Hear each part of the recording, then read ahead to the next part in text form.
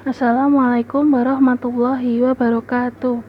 Pada kesempatan kali ini, saya Anissa Rahma Yunidinata, NIM 19511241051, akan mempresentasikan jurnal yang berjudul Toxins in Fermented Foods, Prevalence and Preventions, a Mini Review, yang ditulis oleh Bhagavati Sundaram Siva Maruti, Perianaina Kesika, dan Cayafat Cayasut. Pendahuluan. Pembuatan jurnal ini dilatar belakangi oleh adanya pengaruh makanan fermentasi di Asia, baik sebagai diet maupun perekonomian. Dan makanan fermentasi ini mudah terkontaminasi oleh mikroba patogen dan toksin. Kontaminan ini tentu bisa membuat makanan yang difermentasi jadi berbahaya apabila dikonsumsi. Oleh karena itu, perlu diambil tindakan pencegahan agar kualitasnya menjadi terjamin. Kemudian, tujuan presentasi ini dibuat adalah untuk menjelaskan hal-hal berikut ini. Yang pertama adalah toksin dalam makanan fermentasi, meliputi mikotoksin, toksin bakteri, dan toksin dari sumber lain. Yang kedua adalah metode deteksi. Yang ketiga adalah pencegahan toksin. Dan kemudian yang keempat adalah wabah. Toksin dalam makanan fermentasi, mikotoksin. Berikut ini merupakan produk-produk fermentasi yang dapat terkontaminasi oleh mikotoksin. Kita ambil contoh makanan Nigeria yang berasal dari jagung, millet, sorghum, dan sebagainya.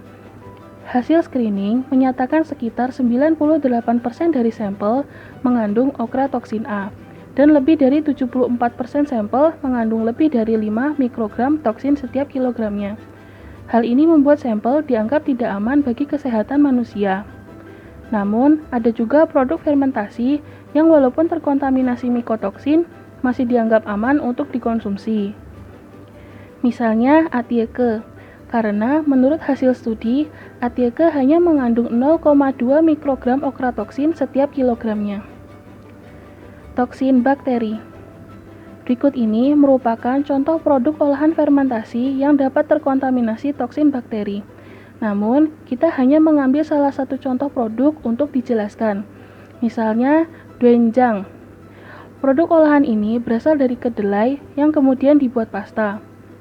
Terdeteksi sekitar 35 isolat dari 67 sampel yang diuji, dan sekitar 12 isolat positif untuk toksin emetik dan resisten terhadap antibiotik. Bahan toksin lainnya. Ada 2 bahan toksin lainnya yang dapat mengontaminasi bahan atau produk olahan yang difermentasi.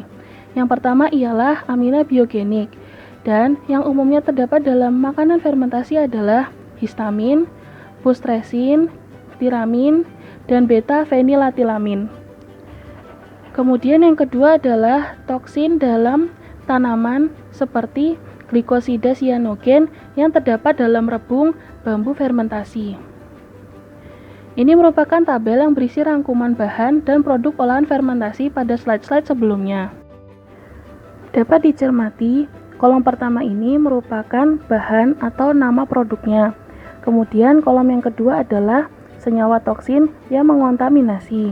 Dan kolom yang ketiga adalah mikroba yang mengontaminasi. Apabila ingin melihatnya lebih lama, Anda dapat jeda video ini pada bagian tabel yang Anda inginkan.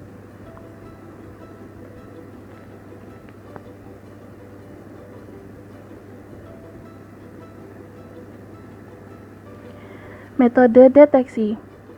Metode yang sering digunakan untuk mendeteksi mikroba merupakan metode yang bergantung pada kultur, profil biokimia, pengamatan mikroskopik, dan PCR.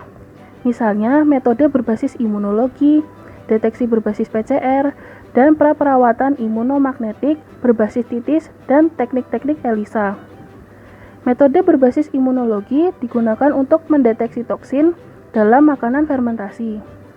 Deteksi berbasis PCR digunakan untuk mendeteksi jamur bakteri yang terkandung dalam sampel. Praperawatan imunomagnetik berbasis titis dan teknik-teknik ELISA digunakan untuk mendeteksi jejak-jejak senyawa toksin dalam sampel yang diuji. Tindakan pencegahan. Penggunaan bakteri asam laktat. Dalam industri makanan, praktik penggunaan bakteri asam laktat merupakan hal yang lumrah. Dan berikut ini adalah galur-galur bakteri asam laktat yang dapat digunakan untuk menghambat toksin-toksin yang merugikan tubuh. Kondisi pemrosesan.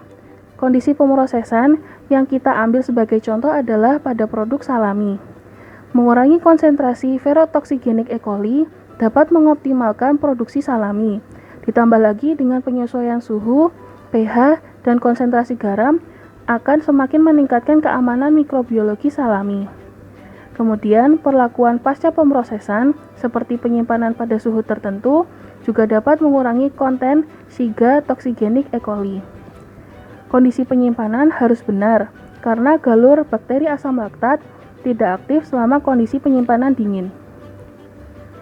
Proses fermentasi.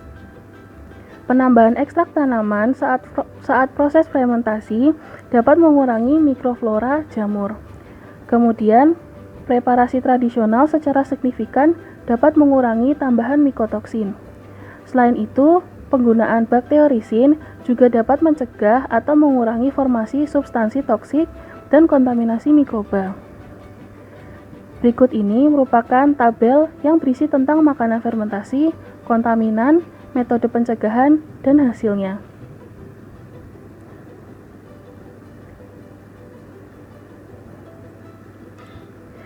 Wabah. Hampir semua negara memiliki badan pengatur untuk mempertahankan kualitas dan keamanan makanannya masing-masing. Misalnya, beberapa negara menentukan tingkat maksimum aflatoksin M1 adalah 0,05 mikrogram dalam setiap 1 kg susu. Dan gambar di bawah ini merupakan contoh badan yang menangani bidang kualitas makanan, bahkan wabah yang bersangkutan. Wabah yang pertama adalah botulinum tipe E. Terjadi di Uni Soviet dan Amerika Serikat pada tahun 1930-an dan disebabkan oleh konsumsi makanan laut yang terkontaminasi. Kemudian, untuk yang di Provinsi Jilin dan Qinghai, Cina, pada tahun 1964 disebabkan oleh konsumsi dadi fermentasi yang terkontaminasi. Sedangkan untuk wilayah Cina lainnya disebabkan oleh daging mentah yang terkontaminasi. Botulinum tipe B. Terjadi di Taiwan pada tahun 2006 dan disebarkan oleh makanan kaleng dan fermentasi. Efek yang ditimbulkan bisa disfagia, penglihatan kabur, dan bahkan kerusakan neurologis yang parah. Botulinum tipe B2 terjadi di Suratani, Thailand pada tahun 2012 dan disebabkan oleh suatu makanan yang sudah terkontaminasi Clostridium botulinum tipe B2. Botulinum tercatat terjadi di distrik Tawanpa sekitar tahun 1996 dan Banluang sekitar tahun 2006 di Thailand. Wabah ini disebabkan oleh konsumsi rebung bambu fermentasi yang terkontaminasi. Steko 2600157 terjadi di Denmark pada tahun 2007 dan alasan untuk wabah yang terjadi adalah sosis daging fermentasi yang terkontaminasi. Bacillus cereus terjadi di Yunan, Cina pada tahun 2006 dan disebabkan oleh konsumsi kacang hitam fermentasi yang menimbulkan gejala akut mual, muntah, dan diare. Staphylococcus enterotoxin terjadi di Swiss pada tahun 2014 dan disebabkan oleh asupan tome atau keju lunak yang mengandung Staphylococcus enterotoxin D yang tinggi. Kesimpulan, patogen dan toksin makanan adalah penyebab utama masalah kesehatan dan perusak utama bahan makanan. Studi terbaru menunjukkan bahwa penggunaan kultur starter spesifik mengoptimalkan kondisi fermentasi dan perlakuan sebelum dan sesudah pemrosesan secara efektif mencegah dan atau mengurangi bahan toksik dalam makanan fermentasi. Inovasi tambahan tetap diperlukan untuk memprediksi dan mencegah adanya toksin pada makanan fermentasi. Sekian presentasi yang dapat saya sampaikan. Terima kasih atas perhatiannya. Apabila ada pertanyaan, silahkan tinggalkan pertanyaan di kolom komentar. Terima kasih. Wassalamualaikum warahmatullahi wabarakatuh.